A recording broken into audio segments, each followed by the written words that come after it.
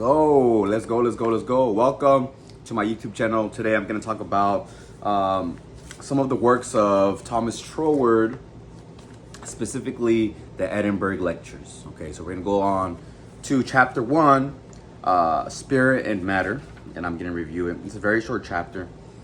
And ultimately, this book is created for you by Thomas Troward so that you can use mental science, or the use of your mind, to manifest the desires in your life, okay? The things that you want in your life. I actually want to start visualizing right now, but I'll do it after the video. So, the main purpose of this chapter is to talk about spirit, the qualities of spirit, and the qualities of matter, okay? Reason being is that we talk about in terms of the things that we see in our physical life as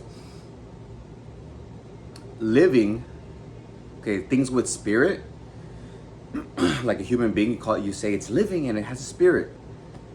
And things that don't move, you call it dead matter or just matter. Now we're matter, okay? Now, there is a difference in livingness, or in livingness. Wow, my light all of a sudden just turned off, but it's been doing that, so it might turn off again. Just FYI.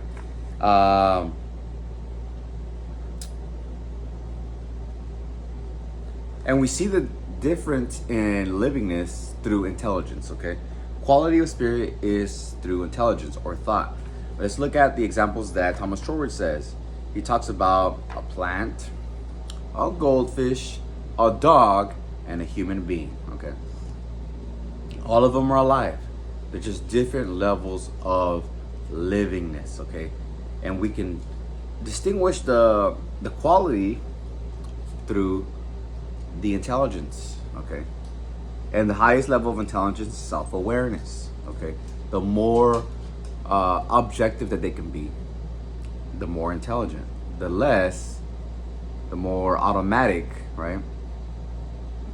Then the less intelligent, okay?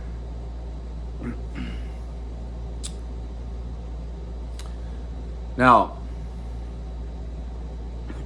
the quality of matter is form, but it's not necessarily dead because it's moving. It has atoms. It's alive. It's very, very, very, very alive. These atoms are like little solar systems moving with tons of energy. The energy is moving these atoms, the electrons and protons, at a rapid pace with this energy. Okay, energy is moving them. So is it dead? Hell no. It's very much alive. But all things that are matter have a form. Okay.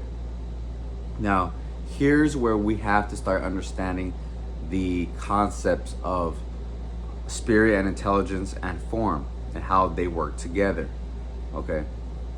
If we can think of a form in our minds, that means every single form that we see physically has a corresponding thought,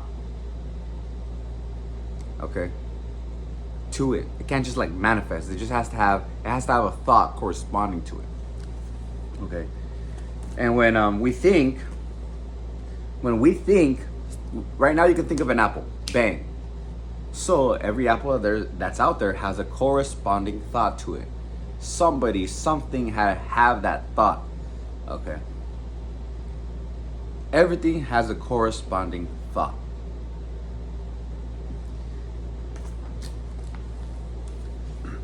Okay. Who thought about it? You could say spirit thought about it. As we go through this book, we'll explain how he explains this creative process, okay?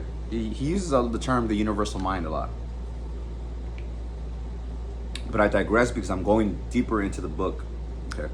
Right now, you just need to know these two qualities, all right? And also, I want to share that time is non-existent to thought. When we think of a form, when we think of a sentence, it is not in time and space, okay?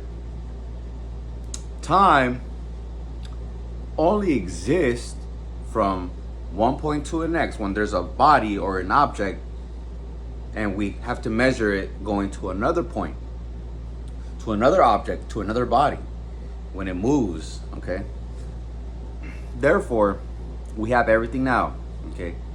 We have everything right here, right now. Everything is just the present moment. You are a non-physical being, okay, on top of your physical body. Your body is form, okay? It is in time and space, but your awareness, your intelligence, your spiritness, let's stay with the thought of spirit, your spiritness is non-physical. And it's always in the ever-present now. Because your thoughts are not in time and space. They're non-physical things. Okay? And you're self-aware. So you're one of the highest levels of spirit. Now, your thought is always here and now. And whatever you think about, say if you have a form, you have it now. There's no distance. If you want something, you could think about it, right?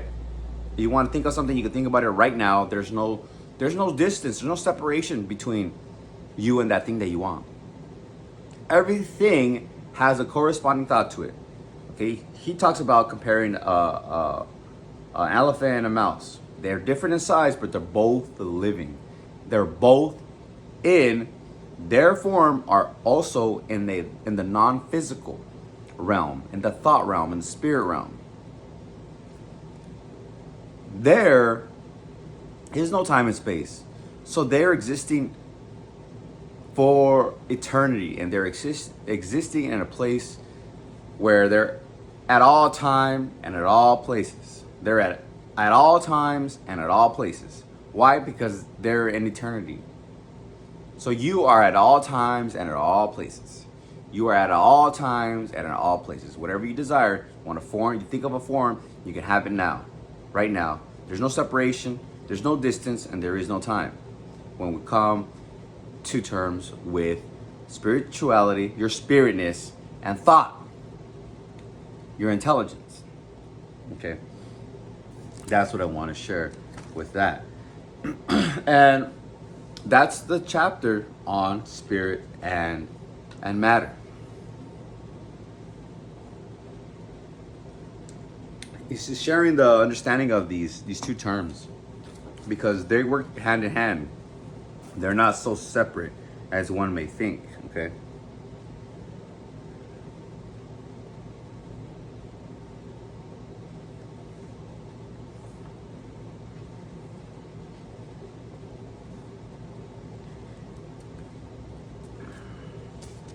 This is why when you manifest, when you're thinking of something that you want to manifest, and he'll talk about the law of growth soon enough. Your thought is a seed. You have a thought seed. And when you think about it, you focus on it, you put energy into it, focus. Where attention goes, energy flows. Put focus on this thought, it will start harboring fruit. You start seeing things that will show that it's coming into fruition. Okay. I love sharing my experience of being incarcerated because I wanted to go to college. So I would see myself being in college, see myself on a campus, see myself on a desk, seeing the professor go walking back and forth. Okay.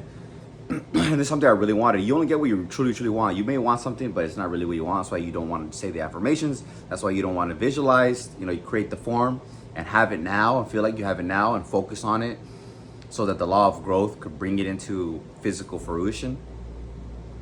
You don't really want it. But when you do something, you really, really want something, you're obsessed with it. I was obsessed with college. I really wanted it because I didn't want to go back. I knew that being incarcerated was negative. Right? So I want to go to school and be free, positive. And so it's something I really obsessed over, as well as, being in shape. Being in shape also something that's very, very obsessive. I'm obsessed over. Black makes you look smaller, but whatever. Women. I love women. I love having sex, it's an amazing feeling. So those are things that I think everybody likes. Everybody wants to have, and When I didn't have it, I was obsessed to get it. Money, when you don't have it, you become obsessed, or you should become obsessed to having it. So then you focus on money, you focus on having more than enough, and you'll have more than enough. And all that happens through your focus. You can say an affirmation, you can use a visualization process and see yourself with it. See yourself with it. For example, I use the example of the elephant and a mouse. Let's say you want a mouse. You see yourself with the mouse and you have it in a little cage. You don't have like half a mouse and like half of its body is the front body. You only see the front body. It may still manifest, but you see the full mouse. You hold it in your hand. You're so happy that you have it. You're holding it in your imaginary hands, okay? It's like you're living it. You're living the experience of having it, and you put it inside the little cage or what have you.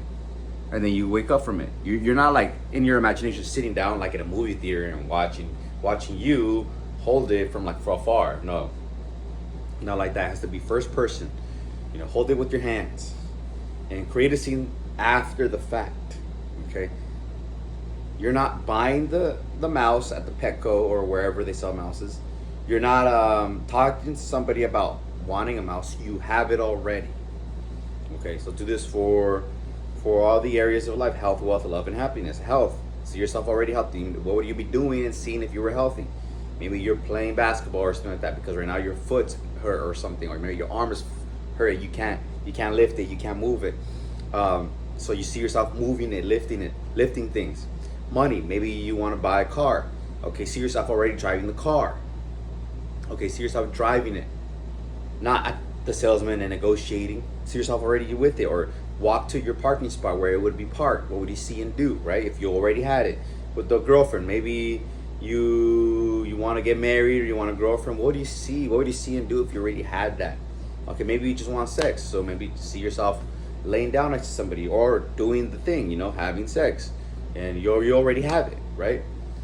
You already have it. It's not you trying to get somebody, to go out with you. Not trying to get somebody to come over to your apartment. Not trying to get somebody, to be fond of you. You're not like, hey, come with me and let me buy you something, or something weird like that. Attraction is non-logical. If a person likes you to like you, it's like, bang, seconds. But that's a different avenue. That's just a tip. Shouldn't be hard. And happiness, right? What makes you happy? Do that stuff to stay in a high vibration, because all your desires are in a high vibration. You can affirm, I am happy. You can say, I choose to be happy. And then do the things that make you happy. And like me doing these videos make me happy. They make me feel fulfilled. And because I know it's changed my life, and I had to go through a lot of shit to learn this information. And it's you don't have to go through all that. You don't have to go through all that. But that stuff is good. It's part of the process. And so I hope you like this one. Make sure to like if you like the video, comment if you have any questions, and hit that subscribe button to get the next episode. I'll be doing these minimum every Saturday, but when I have time, I'll do another one. So I may do one later today or at the following days. But I'm really, really, really busy. I stay busy. I stay in high frequency. I go to the gym. I work. Go to the gym again. I do CrossFit. I do some videos sometimes right after CrossFit. Walk my dog and go out on dates and things like that. So that's during the week. But in the weekend, I'm usually a little more free. So that's why I'm creating this this series. And it was asked for. And somebody asked for me to create this series. And I love this book, the Edinburgh Lectures. I actually have a collections, the collected works of Thomas Short. But the book is in here and other books. Okay, so I hope you like this one. Until next time, peace.